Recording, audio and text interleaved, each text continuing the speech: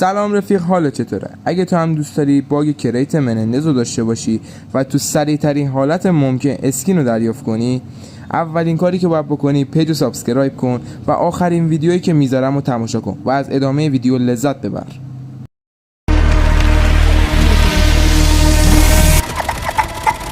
ای ماشین کف خوب میزنه جرقه رو آسفالت، دوتا گلا گیرو میاد دشتی شو پسر خوب به نفت طرف ما وایسی، چون قلم ماست که میذاره چونه همه آبزا. خودم ساکت حرف میزنن استریمام، رو جنسم بیشتر اسکریلا.